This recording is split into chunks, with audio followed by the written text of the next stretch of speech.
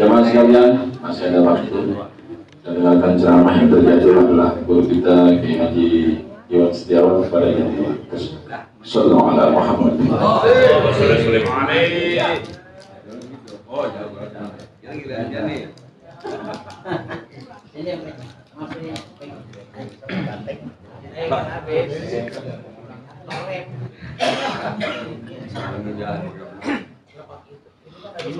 Wah, setengah tuh. Mau buat apa lagi? Bukan kita ini buat di dalam. Iya. Buat di luar. Gitu. Yang tahu kan asal dengar. Depan bisa balik ke dia. Dia bukan. Iya, betul. Kamu beri banget kan? Kan. Oke. Assalamualaikum warahmatullahi wabarakatuh. Bismillahirrahmanirrahim. Alhamdulillah. Alladzi 'allama al-insana ma lam ya'lam. Allahumma shalli wa sallim ala sayyidina Muhammad asyrafil anam wa ala alihi wa ashabihi baratul kiram amma ba'du. Subhanaka la ilma lana illa ma 'allamtana innaka antal alimul hakim. Rabbi shrah li sadri wa yassir li amri wa hlul 'uqdatam min lisani yafqahu qawli wahdi qalbi bihaqqi sayyidina Muhammad sallallahu alaihi wasallam. فقال الله تعالى في القرآن الكريم أعوذ بالله من الشيطان الرجيم هل يستوي الذين يعلمون والذين لا يعلمون صدق الله العظيم. Bapak, Ibu, saudara-saudara sekalian, wabil khusus para guru yang mulia, di antaranya yang barusan saja memberikan ilmu pada kita, Kiai Haji Jawas Abdul Khair dan seluruh pengurus Persila, orang tua kami Bapak Haji Ahmad Abbas MPD. Saya harus sebut MPD-nya karena saya pernah jadi anak buahnya. Nah, gitu. Jadi kalau saya nggak sebut, nanti saya dipecat jadi anak buahnya. Marahin ya? Iya Bang. Semua para orang tua, para guru yang mulia, para sepuh, terutama para anak muda, remaja. Saya nggak nyebutin lagi orang-orang yang mulia, karena tadi sudah disebutkan 12 menit menyebutkan orang-orang mulia. Nah, gua mau apa?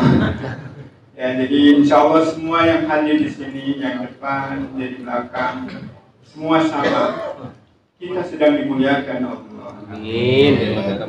Oleh karena itu kita bersyukur kepada Allah Subhanahu Wa Taala. Inilah nikmat terbesar buat kita. Di tempat yang baik, dalam halaqah yang terbaik, berkumpul sama orang-orang baik. Dan saya sering katakan, tidak akan meleset Tuhan menentukan kita. Kalau kita betah di tempat ini, insya Allah rodah yang janjikan Tuhan ada pada kita. Yang berharap kita akan masuk ke raudah Allah di surga. Kalau kita tidak betah di raudah dunia ini, inilah rekayasa kita, usaha kita. Idza marartum biriyadil jannah farjau. Apabila engkau berjalan di bumi ini, kau lihat ada taman surga, tundukkan keangkuhan. Kata fartahu bukan hanya sekedar mampir duduk dengan bukan, tundukkan keangkuhanmu. Kecilkan kebesaranmu. Anggap kamu jahil padahal kamu ahli. Itu fartahu. Sehingga sahabat mengatakan, apakah ada di bumi yang pernah ini surga yang kau janjikan? Rasulullah bilang ada. Majlis dzikri wa majlis ilmu. Di mana di situ ada majlis yang mengingatkan kita untuk sadar siapa diri kita sebenarnya dan mau apa. Kan perjalanan hidup ini seperti Bapak, ya Allah, Bapak yang udah 50-60 dia siap-siap mau ngapain? Mau kita ingkari bahwa umur gua mau panjang? Enggak. Nabi udah bilang baina 60 wa 70. Itu mesti kita sadari dan kita sikapi. Pengikutku kebanyakan mereka umurnya rata-rata antara 60 dan 70. Kalau di 70 tadi dijelasin ya udah nggak kuat deh. Ya. Jadi di majelis inilah kita diingatkan oleh ayat Quran yang mulia, oleh hadis yang menuntun kita untuk apa perjalanan singkat ini. Inilah dengan majelis ini. Ada lagi Nabi mengatakan majlisul ilmi, taman surga yang ada di situ dikaji ilmu. Sebab bagaimanapun orang bisa tahu kalau dirinya di dunia ini kan berilmu, Pak. Kalau kita tidak berilmu, kita seolah-olah sempurna aja. Padahal kata sempurna dalam pikiran manusia adalah jebakan setan buat kita. Naudzubillah min dzalik. Orang dikatakan alim kalau dirinya sadar bahwa dirinya bodoh, itu baru orang alim. Kalau orang alim merasa dirinya alim, itulah awal kebodohannya. Dan itulah tipuan setan laknatullah. Nah, taman surga inilah yang mengingatkan kita akan kekurangan dan ketidaksempurnaan kita. Nah, oleh karena itu Bapak bersyukur hari ini dipilih Allah di tempat yang baik, berkumpul bersama orang-orang baik. Insya Allah nanti dikumpulkan juga sama, nggak akan keliru. Bapak saudara, itulah syukur kita pada Allah Subhanahu Wa Taala. Sejak bangun tidur kita diajarkan oleh baginda Rasulullah, berpikirlah yang baik, berniatlah yang lurus. Ya, kenapa? Karena kehidupan ini mahal, Bapak saudara. Makanya tadi yang mulia Bapak Jawa Sebelahan mengatakan, kalau ente bangun tidur, bilang dong syukurnya kepada Allah. Alhamdulillah radda jasadi ala alhamdulillah radda ruhi ala jasadi. Pokoknya dikau. Segala puji bagimu yang radda ruhi ala jasadi, yang mengembalikan ruh kepada jasad. Ada ruh, ada nafas. Kalau manusia dua-duanya ada.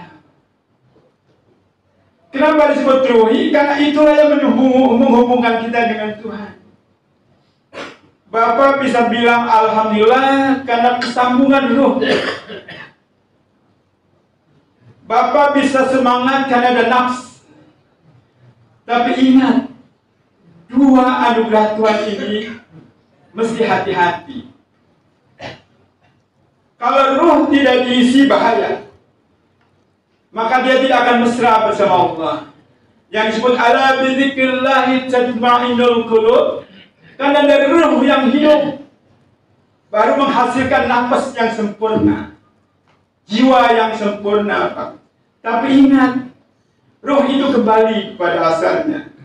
Karena dia tidak dicipta, tapi dia ditiupkan.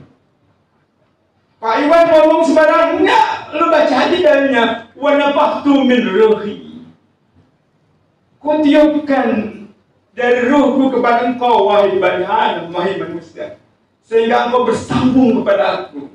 Makanya hanya manusia yang lebih gampang disadarkan akan siapa pencipta kita, man khaliquna. Ya pasti dia mengatakan Allahu khaliquna. Binatang, anjing yang begitu muallim, pintar banget, kita bilang man khaliq, enggak bisa, Pak. Karena bukan dia tidak bisa menjawabnya, karena ruhnya tidak ada yang menyambungkan dirinya pada Tuhan. Nah, makanya kita tadi mengatakan alhamdulillahilladzi radda ruhi.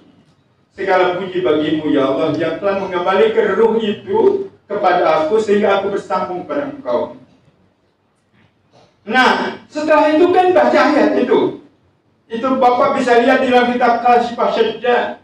Habis Bapak baca itu, apa yang kita baca? Inna fi khalqis samawati wal ardi wa ikhtilafil laili dan seterusnya. Saya nggak bisa bahas karena ini bukan bahasan ini. Tapi saya mau menyadarkan pada Bapak, ruh itu mesti disambungkan pada firman.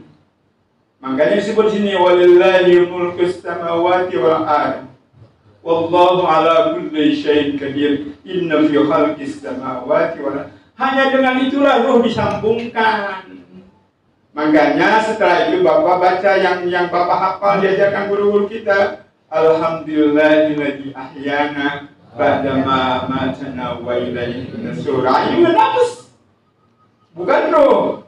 Segala puji bagimu ya Allah yang telah menghidupkan. Kehidupan itu daya kekuatan yang dimiliki manusia. Untuk bisa apa? Untuk bisa menjadi orang soleh. Ahyana ba'dama amatana. Ya Allah, segala puji bagimu ya Allah yang telah menghidupkan kami setelah kami mati.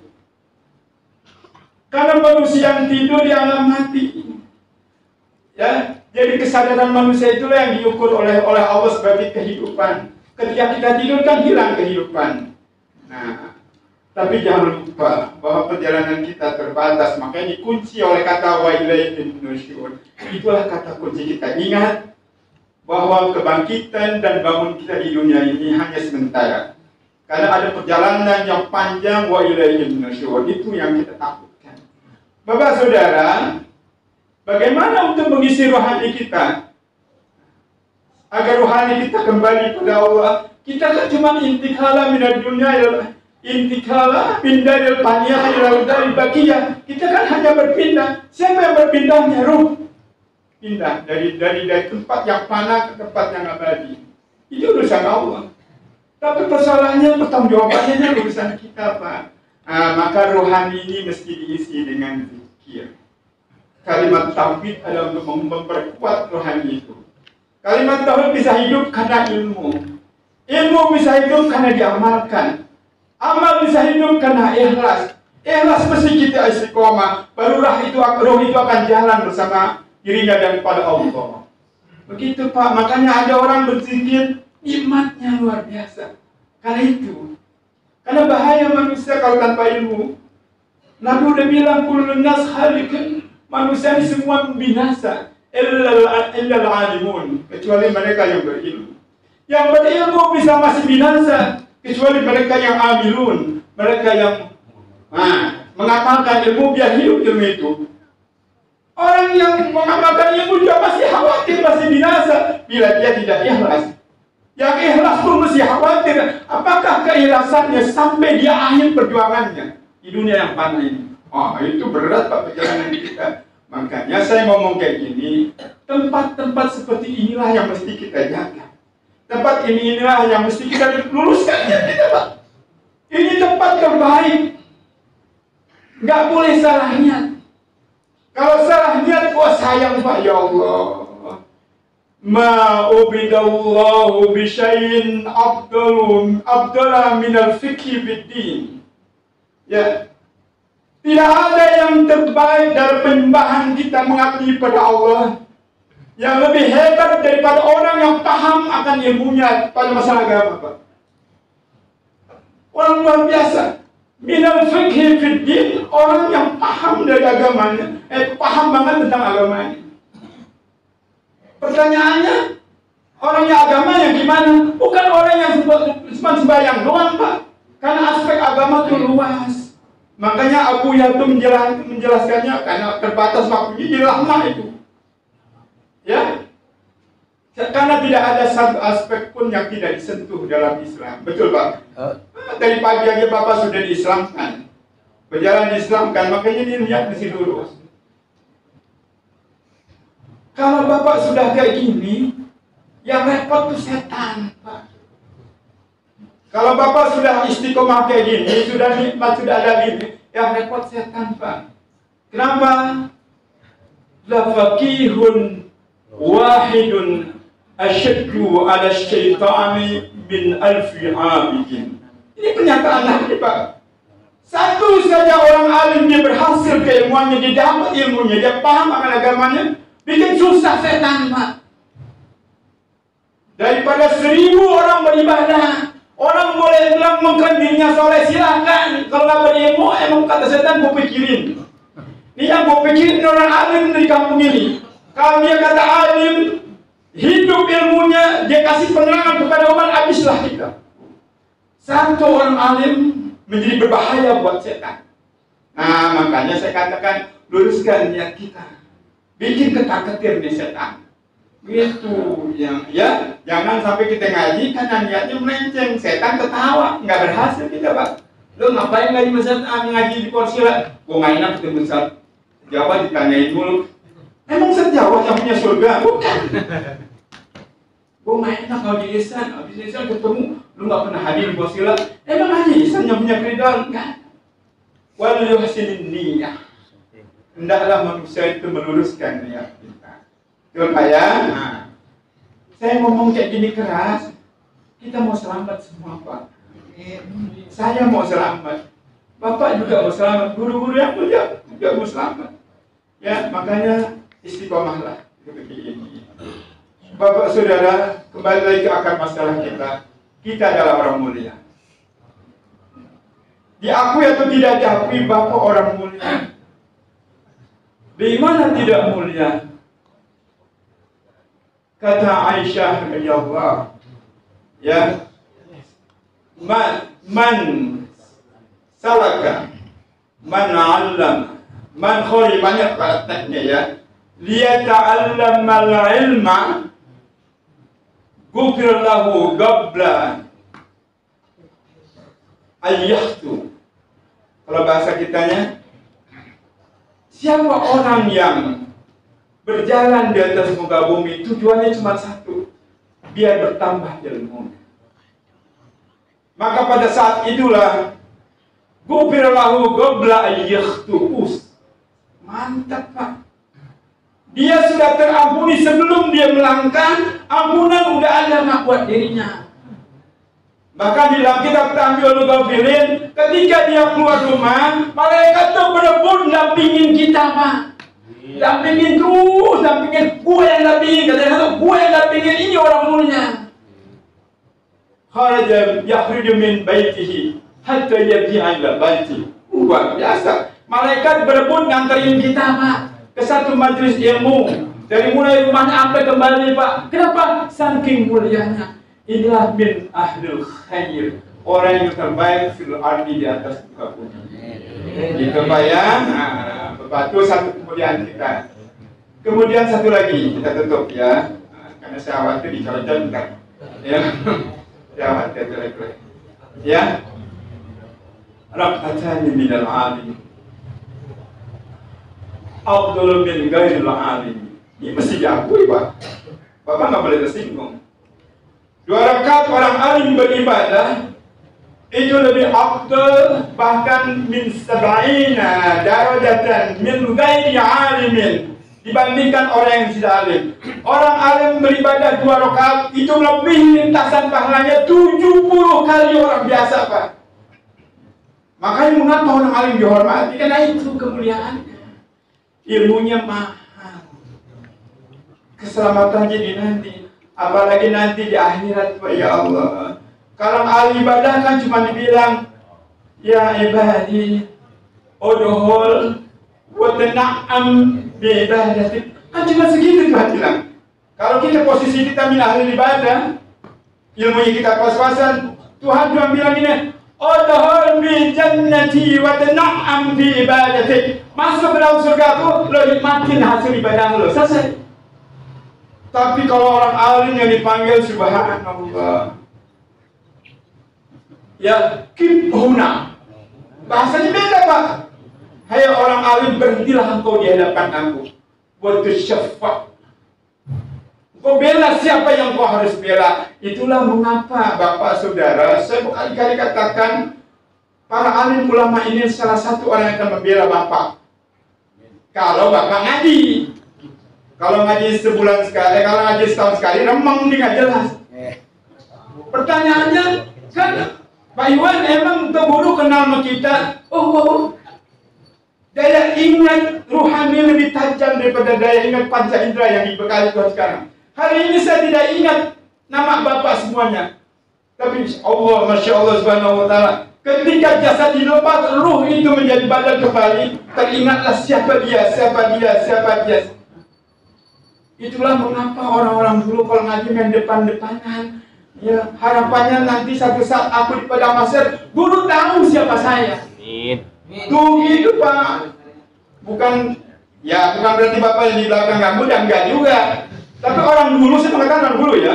Orang dulu ngaji di pendepanan berharap gurunya kenal dan berharap nanti yang Nabi sabdakan tadi, wahai orang alim, masuklah engkau ke dalam surgaku, kibhuna wa tasyabbah, tasyabbah. Nah, kau bela siapa yang kau mau bela? Itu kelebihannya, Pak.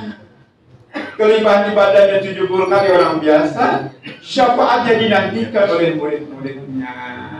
Itu Pak, akhirnya sudah sampai sini. Dan saya menggembirakan, memberi semangat pada Bapak, Saudara. Ya, jangan tinggalkan majelis ini. Kalau nggak ujub banget, nggak usah.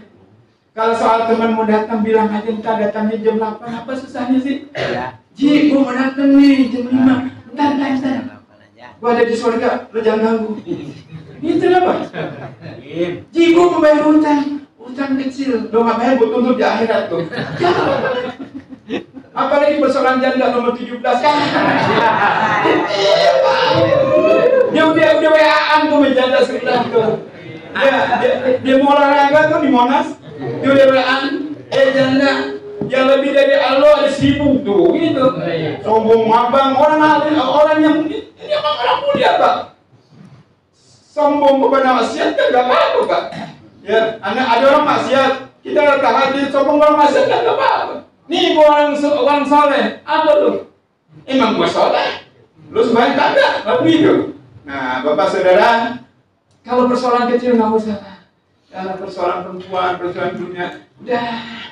Ntar Allah ganti insyaallah. Amin. Saya belum bahas masalah apa jaminan Tuhan buat Bapak yang sering hadir di majelis. Oh, belum Pak. Insyaallah. Nanti pertemuan berikutnya kalau saya panjang umur. Tadi Haji Ahmad Abbas sudah bilang, lo Wan, kumis lo udah putih. Gue mati dah. Ya. Bini saya juga udah ingetin, Bu ya, kenapa putih? Kenapa? Karena uban juga tanda-tanda. Tapi mudah-mudahan tanda-tanda panjang umur. Amin. Assalamualaikum warahmatullahi wabarakatuh.